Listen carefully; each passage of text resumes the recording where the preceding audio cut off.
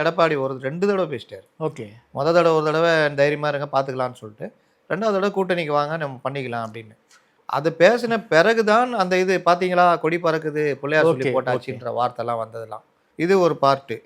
அதே மாரி நயினார் நாகேந்திரன் பேசியிருக்காரு. ஓகே, கேஎஸ்ஆர் பேசியிருக்காரு. ஓகே. நம்ம பவன் 2 தடவை தடவையே பேசிட்டாரு. ஒரு 3 நாளைக்கு முன்னாடி தீபாவளி வாழ்த்து சொல்லிட்டு இந்த தகவல்லாம் பேசியிருக்காரு. ஓகே. அந்த பத்திரிகையில போட்டிருக்கு. அதே மாரி தான் அவர் பேசுனது பிரஜாராஜ்யம்னு எங்க அண்ணன் தொடங்குனாரு. அதுக்கு வந்த கூட்டம் உங்களுக்கு வந்த கூட்டத்தோட 3 பெரிய பெரிய கூட்டம். அதில் வந்து கிட்டத்தட்ட 33 எம்எல்ஏ ஜெயிச்சாரு. அவர் கூட இருக்கிறவங்களுடைய தப்பான கைட்லைன்ஸு ப்ளஸ் இவர் எடுத்த தப்பான முடிவு காங்கிரஸ்ன்னு போய் அதுன்னு போய் ஒன்றும் இல்லாமல் போயிட்டாரு. நான் வந்தப்போ கடுமையாக போராட வேண்டியது இருந்தது. பல தோல்விகள். ஆமாம். அப்போ ஜெகன்மோகன்ற சக்தியை எதிர்க்கவே முடியாது, நசுக்கிடுவாருன்னு தெரியும்.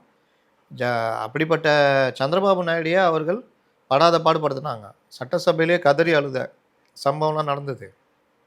அப்போ தான் நான் முடிவெடுத்தேன், ஜெகன்மோகனை வீழ்த்தணும்னா நம்ம தனியாக நின்னா முடியாது அப்படின்ட்டு தான் நான் சந்திரபாபு நாயுடு கூட கைகோர்த்தேன். ஓகே. அதில் இன்றைக்கி நான் வந்து 22 எம்எல்ஏக்கள், நான் இன்றைக்கி துணை முதல்வராக இருக்காரு. அதே நேரம் 2 எம்பி இருக்கிறாங்க. இன்றைக்கி பவன்னா நேஷனல் லெவலில் யாருன்னு தெரியும்.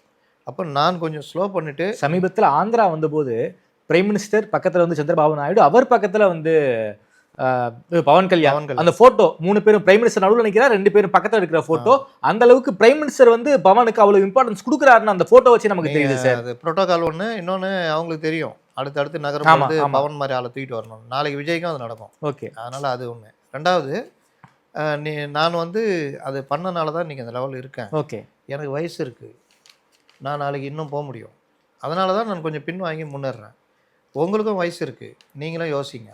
இன்றைக்கி இருக்கிற நிலைமையில் நீங்கள் டிஎம்கே தனியாக ஒன்றுமே பண்ண முடியாது. நீங்கள் ஒருவேளை பிரிஞ்சு இருந்தீங்கன்னா ஏடிஎம்கே டிஎம்கே எல்லாமேனா டிஎம்கே மீண்டும் வரதுக்கும் வாய்ப்பு இருக்குது. ஓகே. அதனால் புத்திசாலித்தனமாக முடிவெடுங்க. நான் எப்படி ஜெகன்மோகனை வீழ்த்துறதுக்கு ஒரு கை கோர்த்தனோ அந்த மாதிரி நீங்கள் கை கோர்த்து தப்பே கிடையாது. பிஜேபி ஒரு மேட்டரே கிடையாது. 1% தான் அங்கே ஓட்டு பிஜேபிக்கு. அதான் சார், அங்கே ஜெகனை வீழ்த்துறதுக்காக பிஜேபி, சந்திரபாபு நாயுடு, அதே போல் பவன் கல்யாண் 3 பேரும் ஒன்றா சேர்ந்து தான் வந்து ஜெகன்மோகனை வந்து வீட்டுக்கு அனுப்புனாங்க. அதே ஸ்ட்ராட்டஜியை தமிழ்நாட்டில் நீங்கள் ஃபாலோ பண்ணுங்கிறாரு. பண்ணுங்க, தப்பே கிடையாது. நீங்கள் நாளைக்கு டெபுட்டியாக வரலாம், இல்லாட்டி எதிர்கட்சி தலைவராக வரலாம். ஓகே. நாளைக்கு உங்களுக்கு சில எம்பிக்கள் கிடைக்கலாம். அதற்கு பிறகு உங்கள் அரசியலை நீங்கள் எடுத்துகிட்டு போங்க. உங்களுக்கும் வயசு இருக்குது. நீங்கள் இதெல்லாம் தயக்கமே படாதீங்க. எல்லாம் சொல்லுவாங்க. நான் சொல்கிறேன், நான் உங்களுக்கு முன்னுதாரணம் அப்படின்னு பேசியிருக்காரு. விஜய் கேட்டுக்கிட்டாருன்ற மாதிரி சொன்னாங்க.